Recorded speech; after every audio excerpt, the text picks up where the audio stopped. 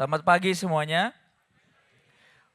Tema saya pagi hari ini tadi pada waktu saya bangun kurang lebih jam 7 pagi, yang nggak terlalu pagi juga. Entah di dalam mimpi atau di dalam kenyataan, saya ini mendengar suara. Berlari lagi.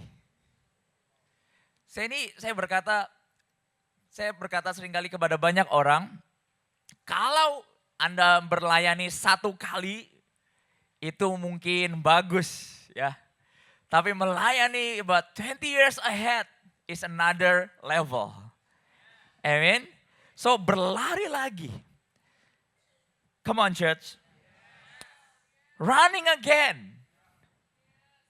Saya berbicara kepada jiwa dan spirit saudara pagi hari ini. Running again. Amen. Nah kita buka firman Tuhan 1 Korintus 9 ayat 24. 1 Korintus 9 ayat 24. Are you happy in the house of the Lord? Oh man. If you're not happy with your brother, with your sister, with your pastor, with the temple of God, bagaimana kamu bisa live and stand in eternal and eternity? Ya, nanti Anda bosan, Anda bisa ke tempat yang lain loh. Amin. Ayat 24.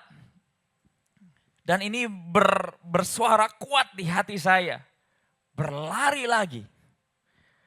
Ada yang aneh saudara, Anda boleh percaya atau tidak percaya. Di dalam saya ada tanda kutip, setiap orang punya encounter. Perjumpaan pribadi dengan Tuhan.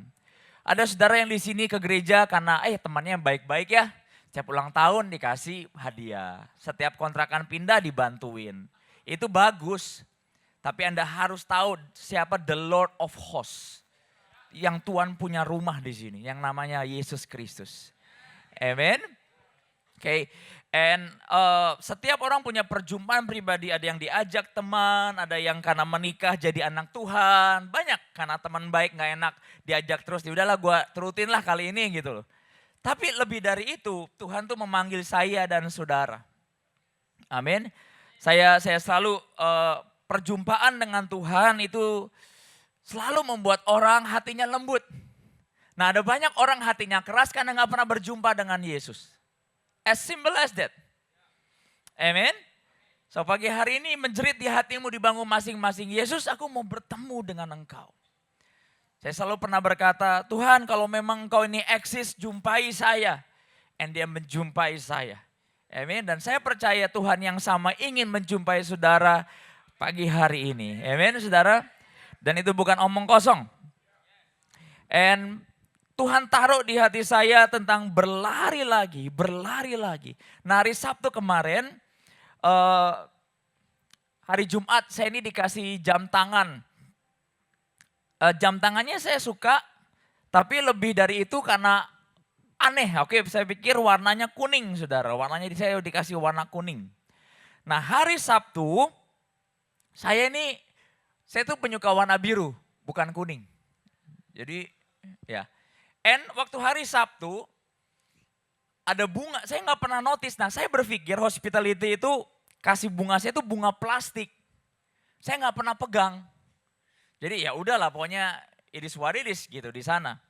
Dan hari Sabtu itu bunga nggak tahu mereka janjian atau saya nggak ngerti lah pokoknya too good to be true lah. Warnanya kuning. And saya yakin, saya berkata kuning nih lambang iman. Kalau biru kan kasih setia saudara. Kuning ini lambang iman. Dan anehnya hari itu saya notice dan saya pegang, ternyata bunga yang selama ini dikasih hospitality ini asli. Tangkap gak saudara? Makanya costnya agak tinggi. Mulai minggu ini di-cut lah pokoknya yang palsu aja. Aslinya yang lain, bunga gak perlu diganti tiap minggu. Dan saya berkata, saya bilang, Rio ini benar tiap minggu ternyata asli ya. Iya, baru kali itu saya pegang dan memang asli. Dan saya cium memang wanginya bunga, bukan plastik saudara. Dan saya yakin itu Tuhan. Untuk berkata, Berry kamu harus punya iman lagi. Iman yang baru. Nah tadi pagi Saya malam tuh dugem, bukan dugem yang jelek, tapi dugem di rumah saya banyak yang rayain. Saya berkata, kalian nggak capek ya, ngeliat saya ulang tahun, saya aja agak capek hari ini. Karena kenapa? Besok harus khotbah gitu. That's my priority buat jemaat yang Tuhan. Dan saya berkata, Tuhan terserah kau mau ngomong apa, aku mau tidur, capek. Nah jam 6:30 pagi, in between on off, saya dengar suara berlari lagi. Nah di dalam mimpi saya itu dibukain ayatnya. Nanti kamu bagiin ini, poinnya ini. Saya berkata, aduh Tuhan, ini nih baru kado saya nih. Tahu saudara, karena pikiran saya ini terbatas. Anda nih punya datang dengan kebutuhan yang berbeda-beda. Ada yang udah nikah, ada yang single, ada yang mencari, ada yang pengen kaya, ada yang pengen diberkati, ada yang pengen miskin, yang terlalu udah kaya. Bermacam-macam. Dan saya tahu hanya Tuhan yang tahu the real needs of you. Your own longing in your heart. Are you with me, church? Amin. Tolak yang pertama tadi yang ingin kayak pengen jadi miskin, tolak dalam nama Tuhan Yesus. Nah kita buka firman Tuhan di ayat 24. Ada hal yang Tuhan bukakan buat saya dan saudara pagi hari ini.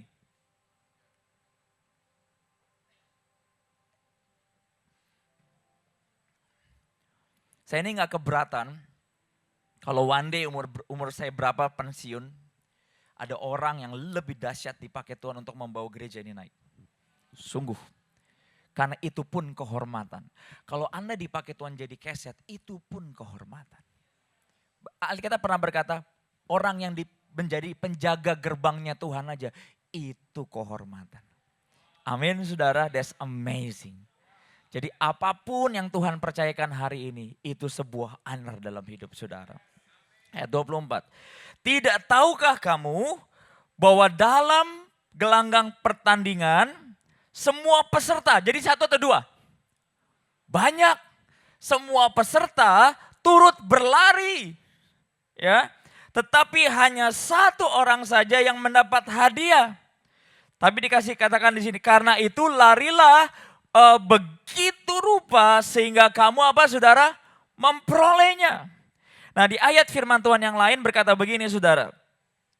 Kita buka firman Tuhan kembali di Ibrani 12 ayat 2. Ibrani 12. Bagaimana kita bisa terhindar dari jebakan penderitaan? Amin. Kalau kamu ngintip di baliknya itu apa? Beberapa orang mungkin gagal menikah berkata, aduh pastor saya gak bisa move on. Tapi pas dapat yang baru yang lebih bagus kamu ketawa. Dan saya rasa itu Yesus sih. Di balik penderitaan ada dia di situ. Yang paling penting ada Yesus di setiap air yang tawar. Amin. Tadi katakan Ibrani 12 ayat 2. Ini ayat menyelamatkan banyak orang dan berkata, let's running again. Amen. Just follow me, okay? Don't judge me. Follow me for a while. Ayat 2. Marilah kita melakukannya dengan apa? Kunci yang pertama saudara, mata yang tertuju kepada Yesus. Nah, pastor kenapa saya hari ini gagal? Salah sendiri. Sudah ada ayatnya. Mata yang tertuju kepada Yesus. Itu yang membuat kita berhasil untuk apa? Running again. Yang memimpin kita dalam iman. Dan yang membawa iman kita apa? Kepada kesempurnaan. Nah di dalam bahasa lainnya berkata gini. Sebab dialah yang membangkitkan iman kita dan memeliharanya dari permulaan sampai akhir. So kalau kamu berlari tapi matanya jelalatan, kamu gak akan sampai akhir. So bagaimana kita, coba Anda lari kenceng luar biasa atau nyetir mobil Porsche luar biasa kenceng, tapi tutup mata aja coba. Coba tutup mata. Kamu akan ending die soon. Nah ada banyak anak Tuhan lari kepada Tuhan itu tutup mata. Nanggap tidak tertuju kepada dia. Amin. Dan di sini dikatakan terjemahnya luar biasa begini. Yesus tahan menderita di kayu salib. Ia tidak peduli bahwa mati di kayu salib adalah suatu hal yang memalukan. Kenapa? Why? Ia hanya ingat akan kegembiraan yang akan dirasakannya kemudian. Nah, ada banyak orang terjebak yang sementara. Temporary pleasure. Amin. Di sini dikatakan apa? Ia hanya ingat akan kegembiraan yang dirasakan kemudian. Sekarang ia duduk di sebelah kanan tahta Allah dan memerintah bersama-sama apa? Dengan dia. Jadi kuncinya apa? Dia ingat di balik penderitaan, dia akan apa? Bertahta. Are you with me, church? Nah, ini yang mata seperti ini yang Anda harus punya dalam hidup ini. Saya ini nggak bisa cegah apa yang terjadi dalam hidup saudara. Tapi saya mau berkata kalau Anda punya mata ini, itu power dalam iman saudara. Are you with me, church? Come on, church. Itu adalah power dalam iman saudara. So, nomor satu pada pagi harinya berlari kepada Yesus. Nah, saudara, ada banyak anak Tuhan berkata, emang saya pentingnya apa punya mata? Saudara, kalau Anda punya mata yang salah, Anda akan berakhir keluar dari hadirat Tuhan. Amin, saudara. Saudara, kita buka firman Tuhan di Kejadian 2.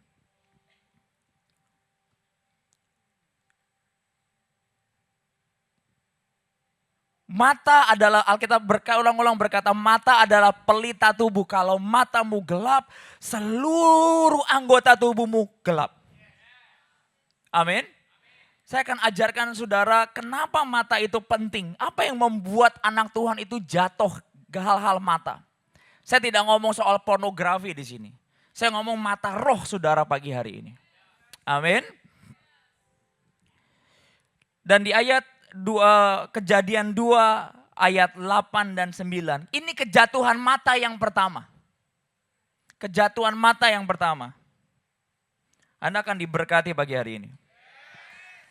Selanjutnya Tuhan Allah membuat taman di Eden. Di sebelah timur ditempatkanlah apa? Manusia yang dibentuknya itu. Ayat 9. Kenapa saya berkata faktor mata is very very important saat Anda melewati lembah tertentu.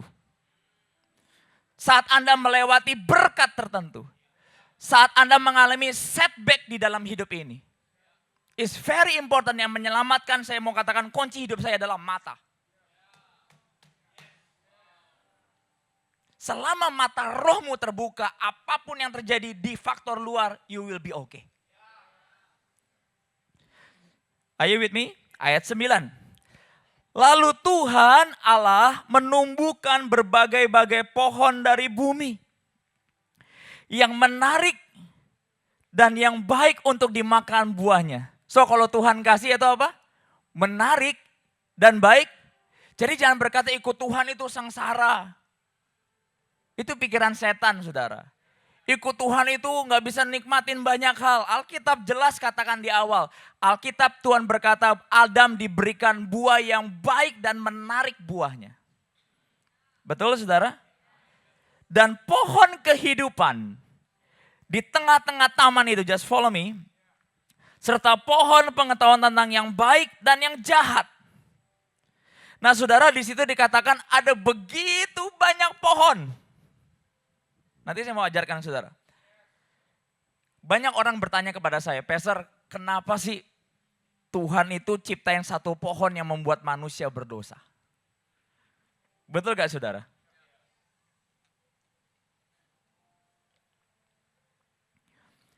Tapi Tuhan menjelaskan saya dari sisi yang berbeda. Ikut Tuhan, Anda akan mendapat banyak pohon yang menarik dan yang baik untuk dimakan buahnya. Apa yang membuat Adam dan Hawa apa saudara? Jatuh. Kalau Anda belajar, saya mau umpamakan gini. Karena terlalu banyak yang baik. Sebenarnya Adam dan Hawa harusnya nggak notice ada buah atau pohon yang beda sendiri di situ. Coba. Saya doa tentang ayat ini dan Tuhan jelaskan indah sekali. Pada waktu itu ada Adam dan Hawa notice gak ada buah ini. Come on church. Pasal 3.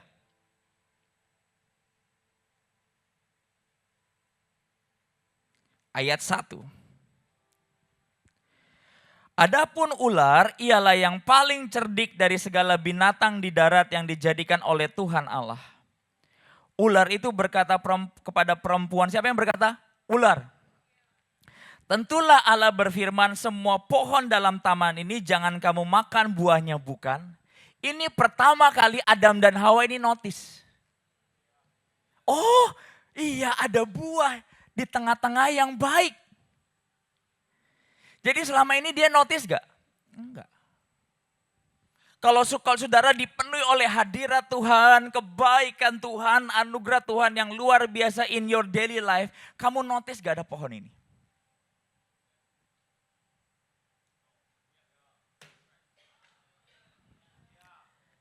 Saya kasih perumpamaan waktu buat para full time.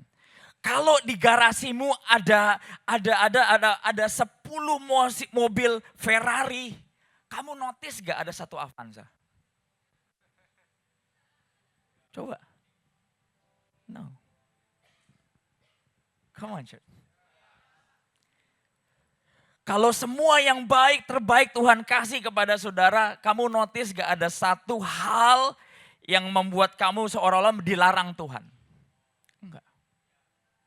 Karena Tuhan memulai berkata apa? Semua pohon yang baik dan bisa Anda nikmati. Apa? Nah, pada waktu Adam dan Hawa jatuh, apa yang pertama kali terbuka? Mata mereka. Nangkap saudara. So mata is very important. Come on church. Dari semua yang baik, Anda gak akan notice ada satu pohon ini sebenarnya. Do you get this? Anda bisa bayangin Tuhan kasih Anda 10 Ferrari.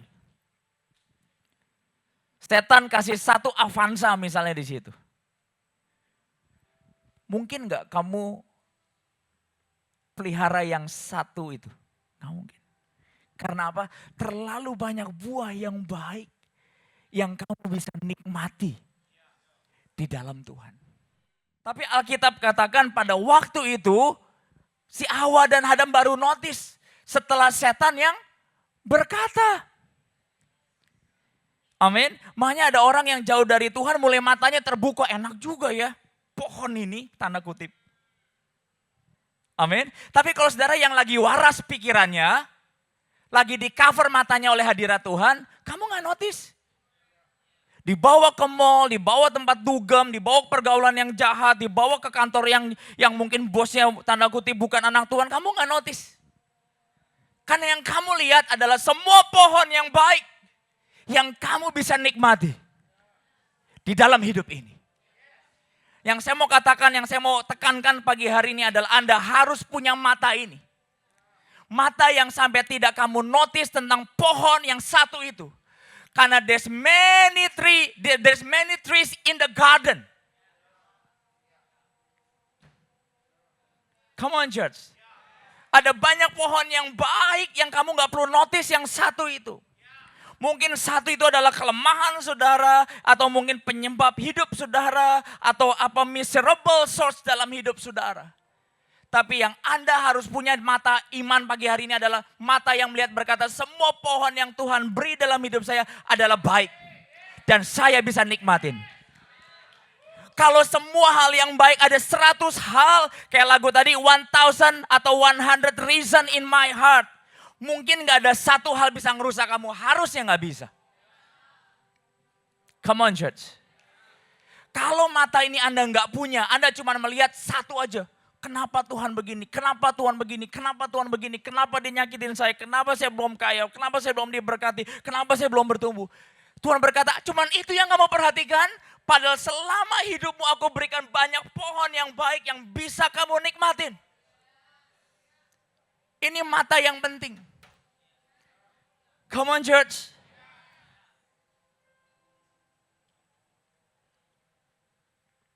Mata yang salah is very important. Kalau saudara tidak jarang punya kehidupan doa, akan sulit nangkep ini. Karena keindahan orang Kristen atau umat Tuhan adalah pada waktu kamu masuk di dalam hadirat Tuhan. Anda mau tahu apa itu relevan? Jalan sama Tuhan. Doa setiap hari, baca Alkitab setiap hari. Are you with me, church? Saya percaya pagi hari ini, saya sharing indah sekali waktu di pertemuan full time. Saya berkata kalau Tuhan kasih 100 Ferrari, bagaimana mungkin saya melihat satu Avanza itu indah? Tidak mungkin. Nah, mata ini harus kamu pelihara dan jangan coplot soflen ini selama kamu ikut Tuhan. Maka kamu akan menjadi pengkritik, tanda kutip. Betul gak saudara? Kamu lihat hal yang di antara yang bagus, selalu kamu lihat jeleknya. Di antara yang indah selalu kamu pilih the bad day for your life. Di banyak orang yang mengasihi kamu selalu pilih ada satu orang yang mengecewakan di gereja mungkin. Itu mata yang jahat di hadapan Tuhan. Itu kenapa pada waktu mereka mengambil buah itu Alkitab berkata yang pertama kali Alkitab katakan terbukalah mata mereka. Apa yang hilang? Mata yang di dalam hadirat Tuhan. Are you with me, church? Nah, Anda kan di dunia mengalami tantangan. Pekerjaan, ada yang sakit, ada yang ngalamin begitu banyak hal, setiap orang berbeda. Kalau Anda punya mata Taman Eden ini, Anda akan sampai ke seberang. Apa itu matanya? Pohon yang baik dan yang kamu bisa nikmatin dalam hidup ini. Amin. For example, kalau saudara punya umur tinggal 10 tahun, saudara bisa punya 2 mata. Ada yang berkata, kenapa saya sakit? Kenapa hidup saya pendek? Atau kamu punya mata Taman Eden ini. 10 tahun, oke, let's run. Tinggal 10 tahun, oke, tinggal 10 tahun lagi saya akan beri yang terbaik buat Tuhan. Betul gak saudara? Kalau kamu punya hidup misalnya, kamu tahu kamu 10 tahun lagi akan meninggalkan bumi ini. Ada orang yang berkata, kenapa gue 10 tahun yang lain 100 tahun? Atau dia berkata, kalau dia pinter, di 10 tahun ini aku akan mengalami 10 tahun yang terbaik, melebihi 50 tahun yang aku sia-siakan di hadapan Tuhan. You should be doing that. Itu kenapa yang membuat saudara bisa sampai ke seberang adalah mata yang tertuju kepada Yesus. Are you with me, church, pagi hari ini? Eyes is very important pada waktu Anda mengikut Yesus. Dan harusnya itu para king mempunyai mata yang seperti itu. Yesus berkata, ia tidak peduli bahwa mati di kayu salib adalah suatu hal yang memalukan. Ia hanya ingat akan kegembiraan yang akan dirasakannya kemudian hari. Saudara, one day para king di gereja ini akan menikmati begitu banyak pohon. Tapi jangan ambil satu pohon itu. Amin. Which is kalau kamu ada begitu banyak hal yang indah, kamu gak akan lihat satu pen itu. That's the tree of life. Are you with me, church? Come on, church. Come on. Help me to preach this morning.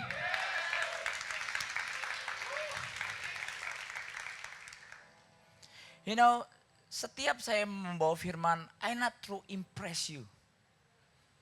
Tapi di bangku saya selalu berkata, Lord, let's preach with me. Let's walk with me. Are you with me, church? Come on. Nah, kita buka firman Tuhan lagi.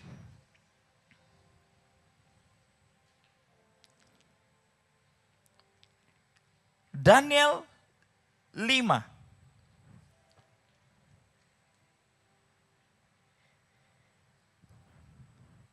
Adam dan Hawa menikmati begitu 100, Anda bisa bayangkan betapa Tuhan itu adil. Dikasih 100 hal yang baik, cuman 1 buah terlarang. Adil gak? Adil dong. Aduh, come on church. Kalau dikasih 100 pohon terlarang, dikasih 1 buah yang baik, itu namanya nyiksa. Betul ya? Kamu lagi puasa 100 makanan enak, itu namanya keterlaluan. Nangkap saudara? adil dong Tuhan. Setiap raja yang diurapi Tuhan di gereja ini, Anda akan menikmati 100 hal yang baik. Cuman satu yang gak baik. Kalau saya jadi Anda, kata orang China berkata apa? Ban kamsia lah. Bersyukurlah gitu loh. Tahu dirilah. Amen. Tapi saya banyak lihat kenyataan, ada banyak orang yang gak grateful. Di antara banyak pohon yang baik, orang yang baik, blessing yang luar biasa, tetap aja fokusnya kepada satu pohon itu. Dan itu mata yang menjatuhkan banyak orang.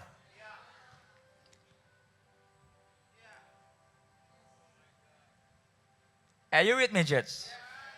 Come on. Di Daniel 5,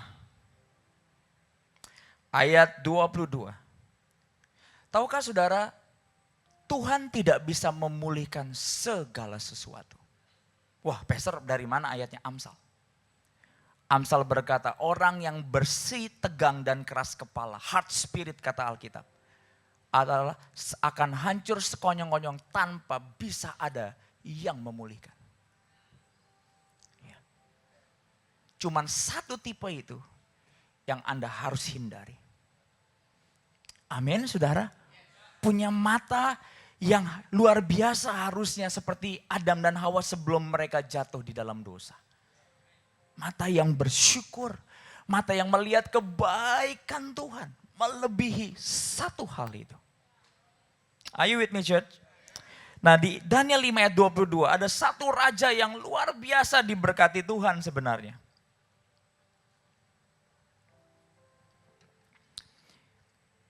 Daniel 5 ayat 22. Nah, di ayat kenapa dia sampai ke sana? Kita lihat sebentar. Ayat 1. Raja Belshazzar mengadakan perjamuan yang besar untuk para pembesarnya. 1.000 orang jumlahnya dan di hadapan 1.000 orang itu ia minum anggur. Amin. Nah, dalam kemabukan anggur, Belshazzar menitahkan orang, kemabukan anggur bisa berkata blessing. Fasilitas yang Anda akan nikmatin yang Tuhan kasih dalam hidup ini. Dalam kemabukan anggur, Belshazzar menitahkan orang membawa perkakas dari emas dan perak yang telah diambil oleh Nebukadnezar, ayahnya dari dalam bait suci di Yerusalem. Supaya raja dan para pembesarnya, para istri, para gundik mereka minum dari perkakas itu. Nah, ayat 3 saudara. Kemudian dibawalah perkakas, ayat 3 ya. Ayat 4. Mereka minum anggur, memuji-muji dewa mereka dari emas dan perak, tembaga, besi, kayu, dan batu. Ayat 5, hal yang mengerikan terjadi. Pada waktu itu tampaklah jari-jari tangan. Nah, pada waktu mereka mabuk, tiba-tiba ada satu jari tangan ada di depan tahta istananya. Tampaklah jari-jari tangan manusia itu menulis pada kapur dinding istana raja. Di depan kaki Dian. Dan raja melihat punggung tangan yang sedang menulis itu. Ayat 6. Lalu raja menjadi pucat. Dan pikiran-pikirannya menggelisahkan dia.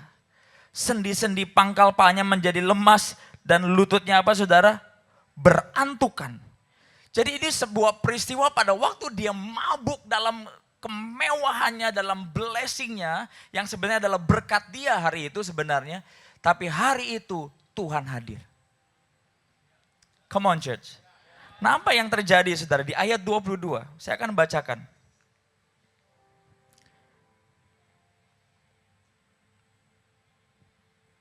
Tetapi tuanku Belshazzar, anaknya tidak merendahkan diri. Walaupun tuanku mengetahui semuanya ini. Nah, kalau Anda lihat sebelumnya Daniel bercerita kepada Belshazzar. Kamu tahu, ayahmu pernah di titik posisimu. Walaupun kamu tahu, tapi kamu tidak merendahkan diri di hadapan Tuhan. Terus saudara, Tuhan jelaskan hal yang luar biasa sekali. Dia di dalam Inggrisnya dikatakan gini. I will read for you. They drank the wine and praised the God of gold and silver, of bronze, iron, wood, and stone. Nah di The Message ayat 23 katakan begini. But you treat with contempt the living God who hold your entire life from birth to death in his hand. Wow saudara. Saudara tahu apa yang dilakukan oleh Belteshazzar itu? Dia samakan dan tidak menghormati apa yang Tuhan sudah kasih di dalam hidupnya. Dia malah bangganya sama apa? Karir, uang, dan semua achievement yang ada di dalam hidupnya. Dan Daniel berkata, kamu tidak belajar dari ayahmu. Dia meninggikan, kalau Anda baca ayat sebelumnya, dia juga merendahkan. Wow. So, pada waktu saudara punya apapun Anda menikmati good life hari ini, jangan kehilangan hatimu buat Tuhan. Come on church. Dan Alkitab katakan engkau sudah ditimbang, dihitung, dan diputuskan. Tahu saudara ujungnya Belteshazzar seperti apa? Malam besok paginya, media Persia datang membunuh dia. Cuman Daniel yang selamat. Wow. Saudara Anda boleh nikmatin apapun tapi jangan berkata ini yang gue pengen nih. Ini yang gue kejar. Tapi Anda harus belajar seperti Nebukadnezar pada waktu dia jatuh. Diangkat Tuhan lagi berkata, sungguh terpujilah Allahnya Daniel. Nangkap saudara. Saudara saya berdoa pagi hari ini sikap hati itu ada dalam hidup saudara. Ayo church, sikap hati seperti itu ada di dalam hidup saudara. Nah kenapa saya berkata mata? Kejadian 30. Penting sekali.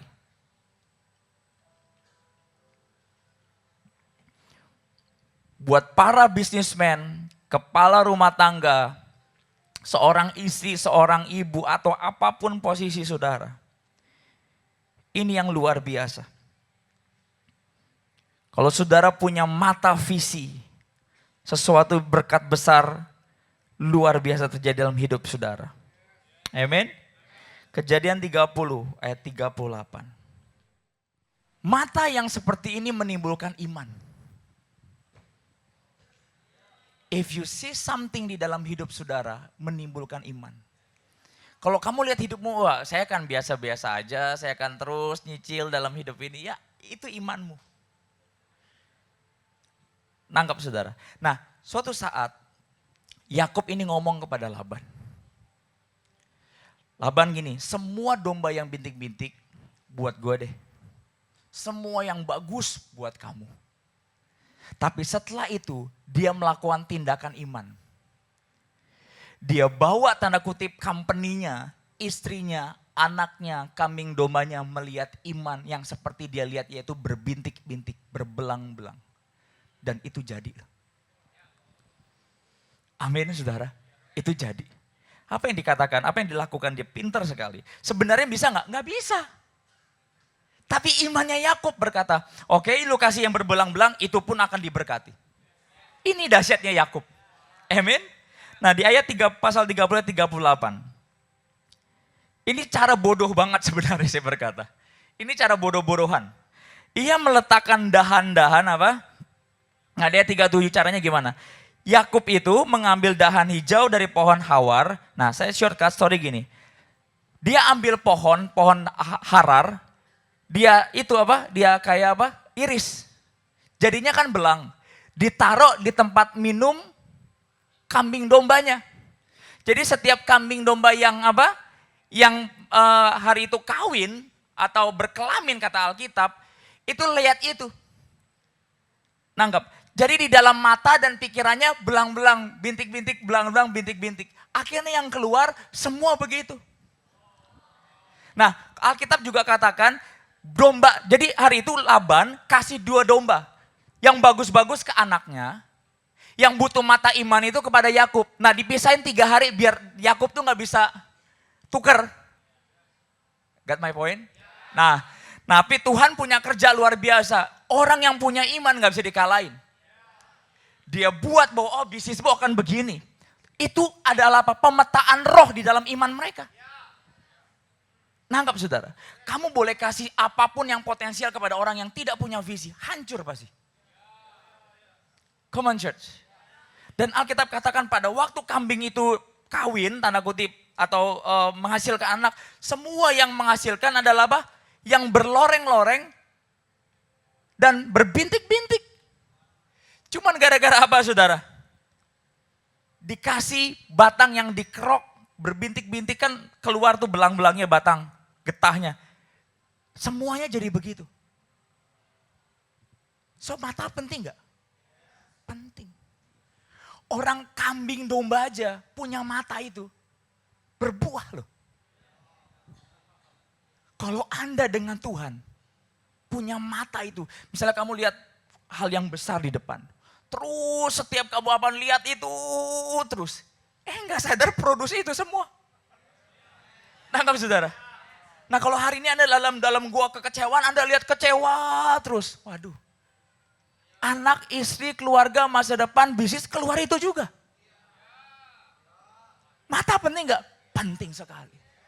Di dalam kita berlari, mata itu penting. Amin.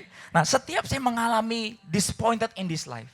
Tahu apa yang saya pulang setiap pulang? Tuhan terima kasih buat kebaikanmu. Terima kasih gak ada utang. Terima kasih buat gereja yang luar biasa. Selalu semua pohon yang baik yang saya ucapkan dan saya lihat dalam hidup saya. Karena saya harus berhati-hati buat para visioner di gereja ini. Kalau Anda ngomong berkat tapi matamu buta, you will end it die. Come on church. Saya tahu khotbah saya Anda butuh cerna, roh jiwa harus nyatu semuanya. So pagi hari ini kalau Anda lihat sesuatu, terus lihat. Tapi yang saya berdoa sebagai gembala jangan sampai Anda lihat yang salah di hadapan Tuhan. You will end it like what you see.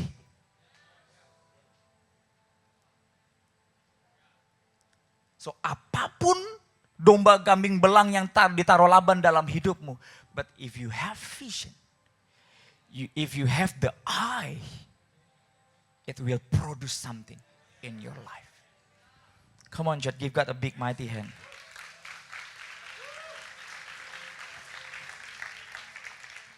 Yang kedua, setiap orang itu punya apa? Berkat yang berbeda. 1 Korintus, kita balik ke 1 Korintus 9 ayat 24. Dan kita akan selesai.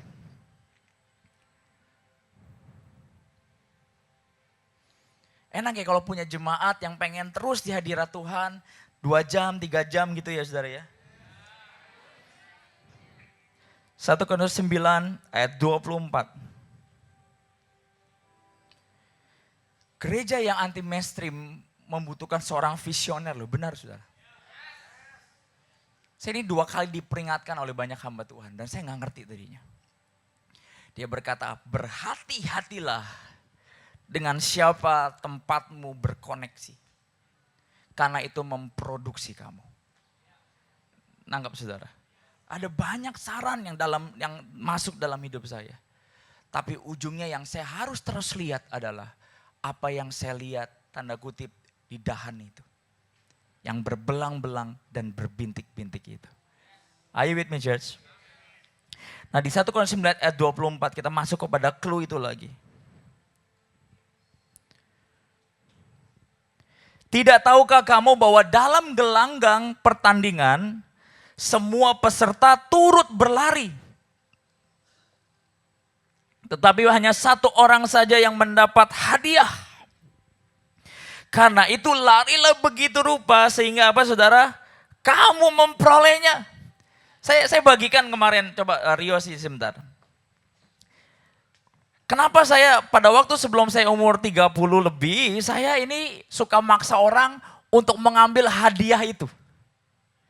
Tapi kemarin Tuhan jelaskan, Berry kenapa kamu harus melayani Tuhan, kamu harus menabur, kenapa kamu harus punya iman. It's not about other people game. It's about your own price. Nangkap saudara? Dan kita berlari, bertandingan iman itu, nah ujungnya bukan satu diperebutin nanti. Anda di line 5, saya di line 6, Tuhan akan kasih berkat, blessing, gift sesuai line dan pertandingan saudara. Jadi at the end of the earth, saya nggak bisa maksain saudara. Karena line itu punya blessing yang berbeda. Itu kenapa jadi anak Tuhan jangan bodoh. Jangan karena teman, karena pendeta, karena AC, karena fasilitas, karena jarak kamu kehilangan upah itu. Come on church. Setiap orang punya upahnya masing-masing. Mungkin buat saya yang enak makanan ini tapi buat kamu berbeda. Nah Tuhan akan kasih sesuai porsimu. Sesuai your own kind. Itu Tuhan kita. Nah saya tulis dalam yang kedua, setiap orang upahnya berbeda. Tapi dia berkata setiap orang harus lari begitu rupa. Come on church. Jadi at the end kamu bisa maksa orang gak? Nah yang kehilangan upahnya siapa? Ya kamu sendiri. Amin saudara. That's amazing. Come on church. Jadi kalau kita lagi lihat pagi hari ini, lagi bertanding jangan lihat, oh dia begitu ya gue berhenti. No, lari begitu rupa, nanti setiap kadonya beda-beda di hadapan Tuhan. Nangkap saudara, berbeda-beda. Dan Anda mau nggak lari kadonya sama? Enggak sama. Nangkap saudara, blessingnya berbeda sekali. Come on. Perhatikan ini, upahnya berbeda. Jadi kalau one day gak dapat, bukan salah teman kiri kananmu. Bukan salah suamimu, bukan salah anakmu. Kamu gak lari kepada kado yang disediakan khusus pribadi, didesain buat kamu. Luar biasa gak pertandingannya? Itu pertandingan yang dari Tuhan. Jadi kalau prinsip saya hari ini dalam hidup, kamu malas terserah. Nangkap? Karena apa? Saya punya hadiahnya, kamu juga sebenarnya Tuhan sediakan hadiahnya.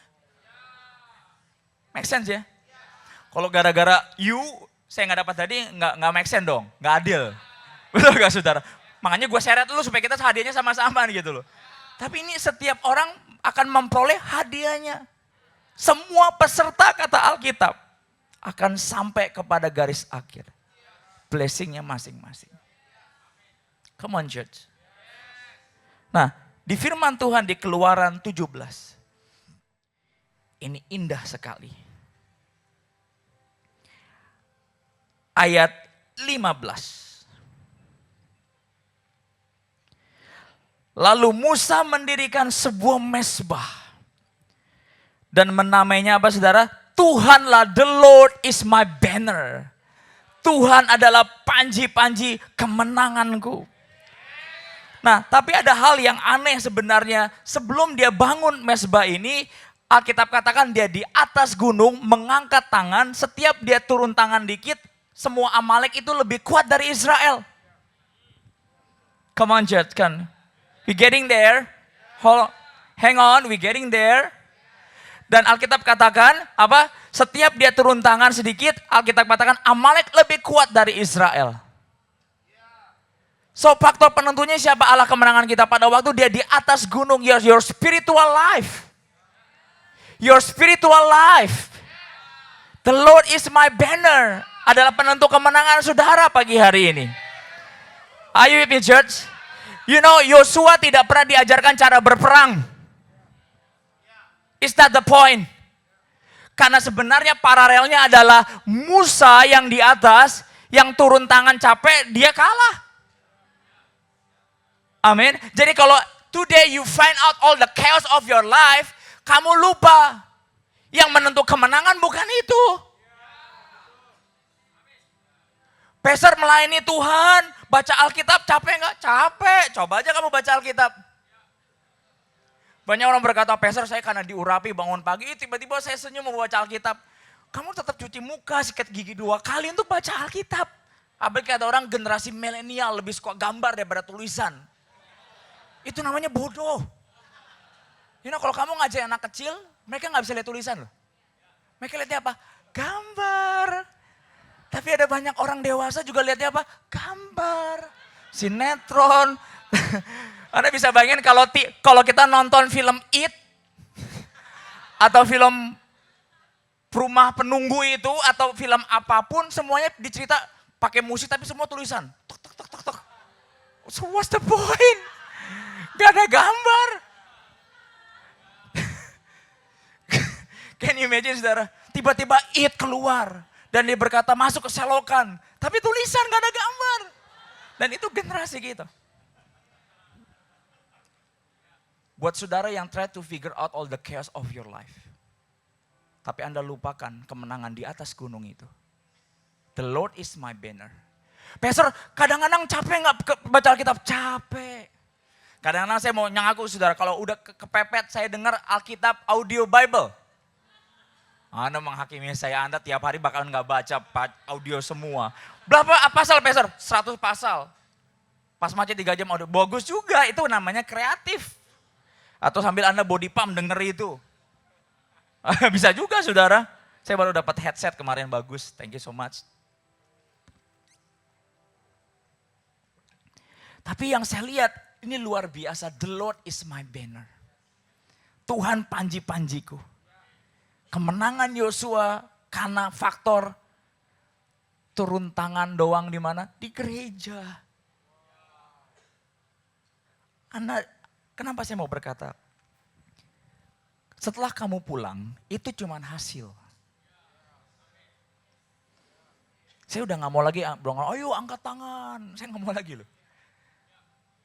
Karena saya mau angkat tangan karena saya punya personal gift dari Tuhan di dalam pertandingan iman saya. Anda juga sama. Nah ini membantu saya untuk gak kecewa sama orang.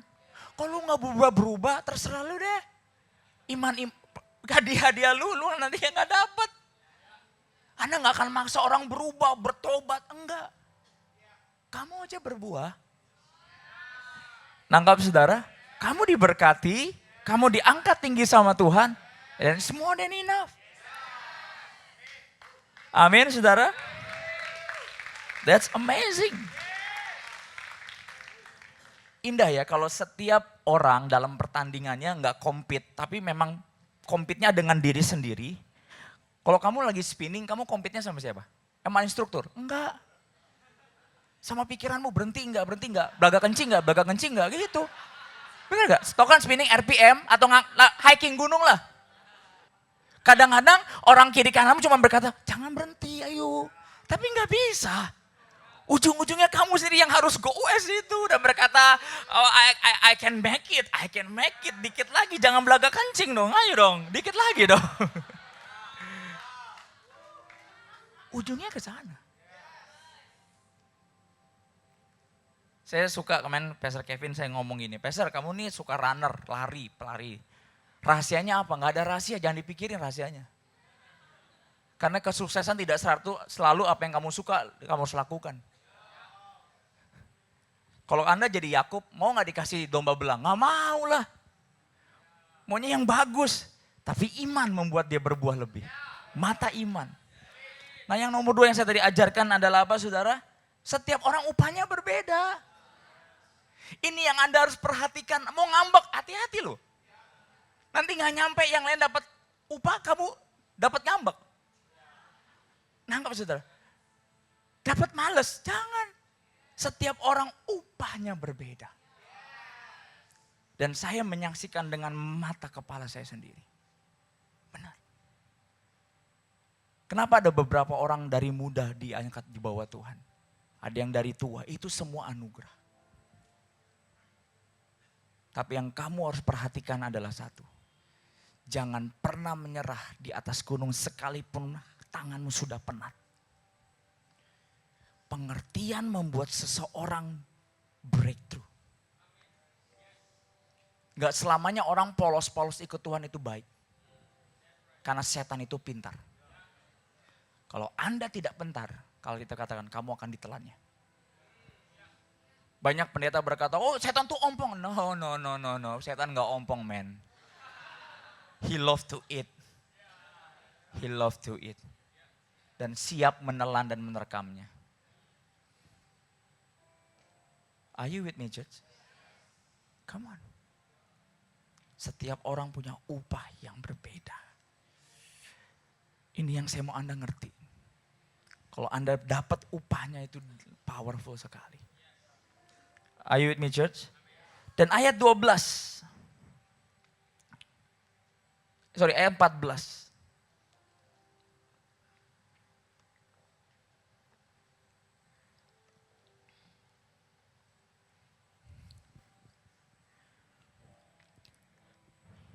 Ini ada yang hebat. Anda tahu mau calon leader itu seperti apa? Saya ajarin ke saudara. 14.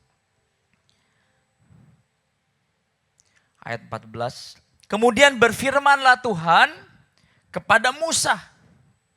Come on, Judge. Luar biasa. Tuliskanlah semuanya ini dalam sebuah kitab sebagai tanda peringatan. Ready?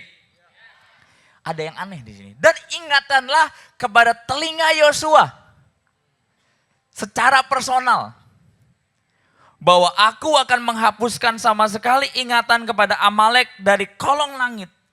Nah, ayat 16 ia berkata apa? Di tangan di atas panji-panji Tuhan.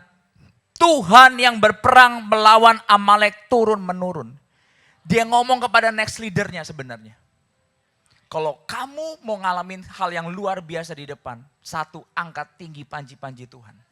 Dan yang kedua, remember, when you get there, it's not yours. Ingat Belshazzar, dia angkat anggur bait Allah. Dan apa?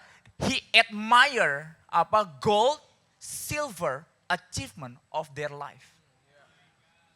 Kalau kamu di dalam Tuhan, yang kamu angkat bukan piala bait Allah. Kamu berkata, Tuhan, karena karir nih gue begini. Karena ini. Alkitab katakan kamu dihitung dan kamu diputuskan. Sama. Dia mau berkata Yosua, dia peringatkan ke telinga Yosua. Hari itu Yosua udah dipilih belum? Belum. Tapi peristiwa ini, Tuhan tahu sebuah peristiwa khusus ini membuat Musa, he's the next. Orang yang mengambil kekuatan Tuhan beyond his ability is the next leader. Some people,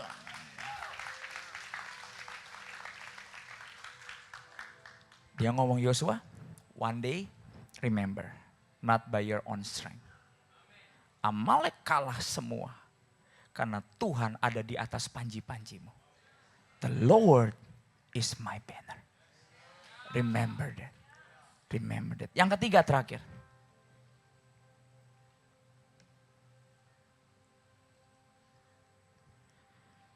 Perhatikan timing. Kalau Anda lari, kenapa Paulus berkata larilah begitu rupa? Kenapa? Timing, man. Some people, jarang olahraga sih, gak ngerti jadinya. Coba kamu naik gunung, jam 5 sore, bodoh namanya.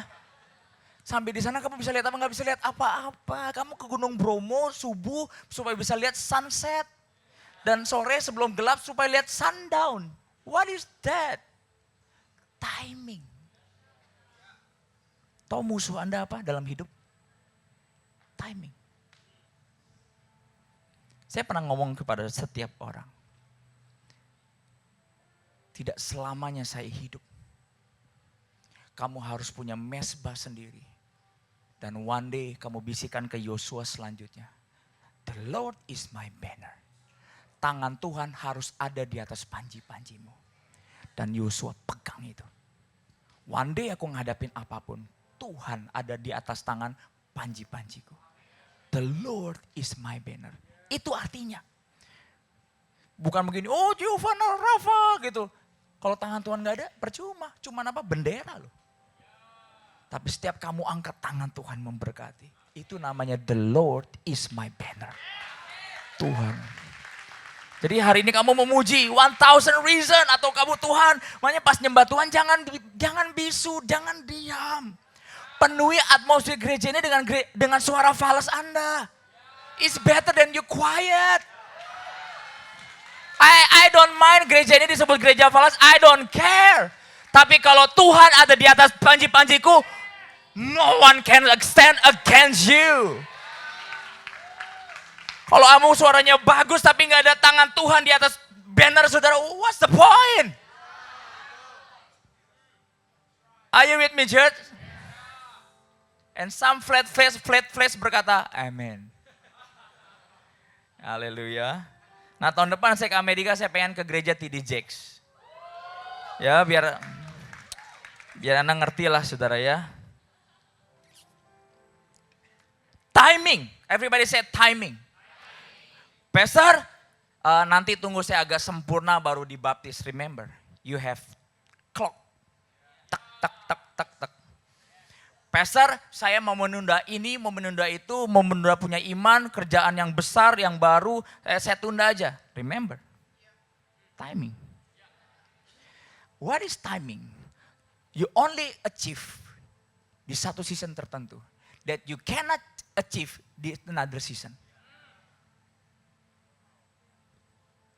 That's the dangers of timing.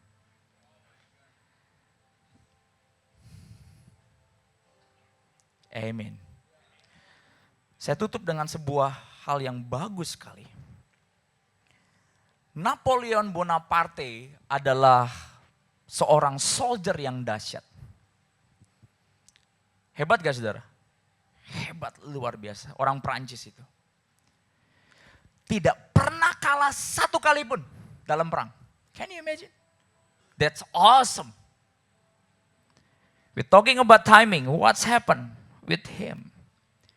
Ada sebuah kejadian yang namanya Waterloo, di daerah Waterloo, peperangan Waterloo di situ. Dia harusnya perang jam 6 pagi.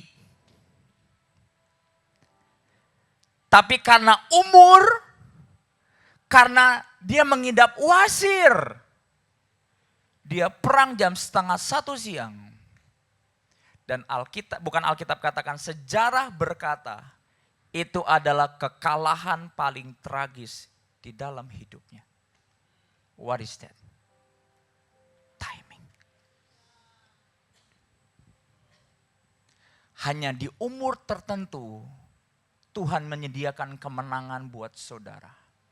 Tapi kalau kamu pakai itu umur, to miserable your life, you cannot complain with God.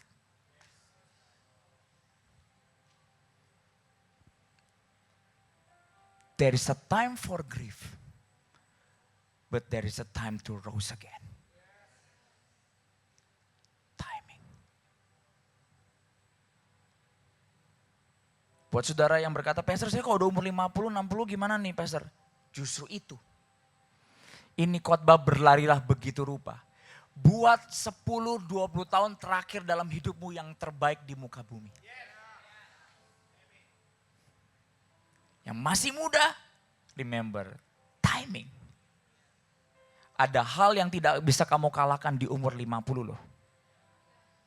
Yang hanya Tuhan sediakan kamu bisa kalahkan di umur 20 atau 30. If you play about time, you play about your life.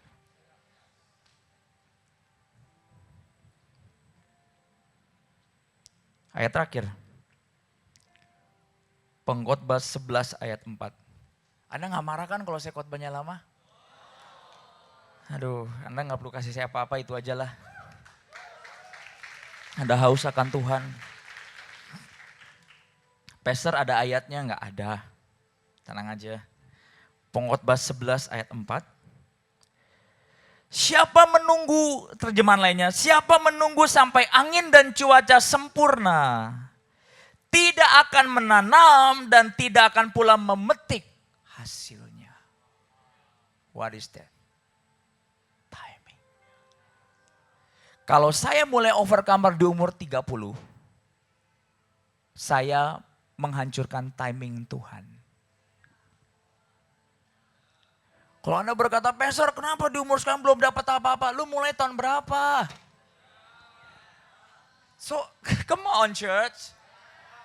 Pastor saya ini mau jadi orang diberkati, kamu mulai kerja keras kapan? Baru kemarin ya udah.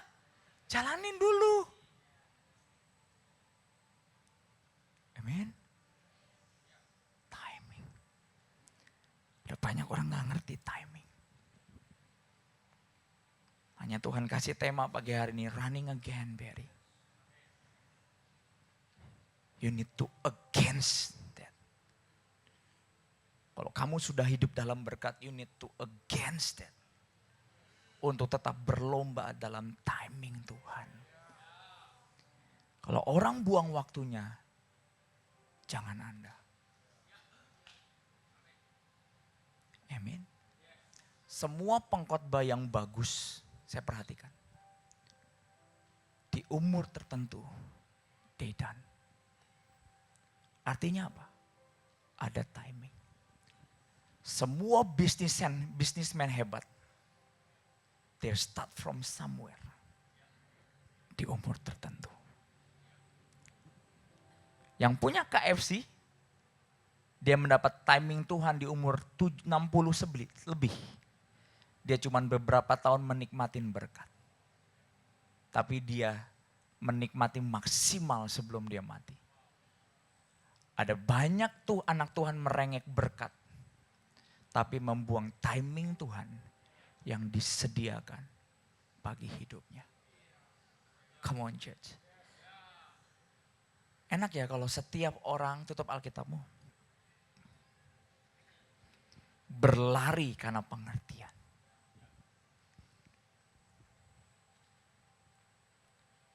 2011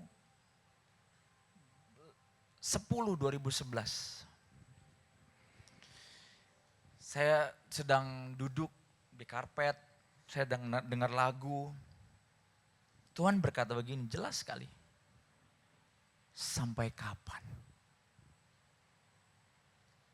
Dan minggu depannya, saya langsung kebakaran jenggot dalam tanda kutip. Bangun XO. Kalau hari itu saya skip aja. Dan berkata ya sampai ya yang gue mau Tuhan. Kadang-kadang berkat itu disediakan di timing tertentu.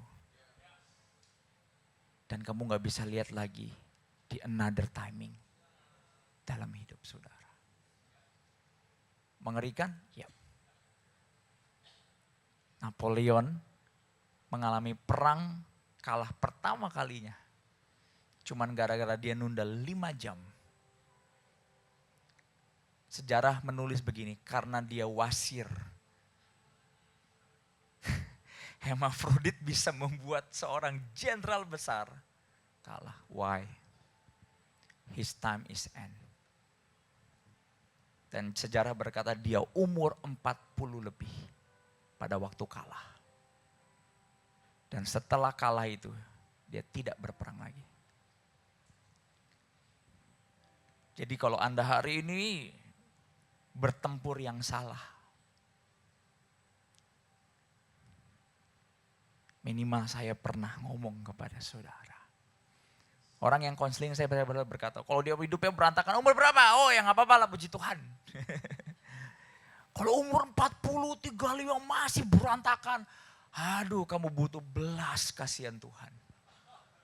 Karena kamu membuang waktu-waktumu.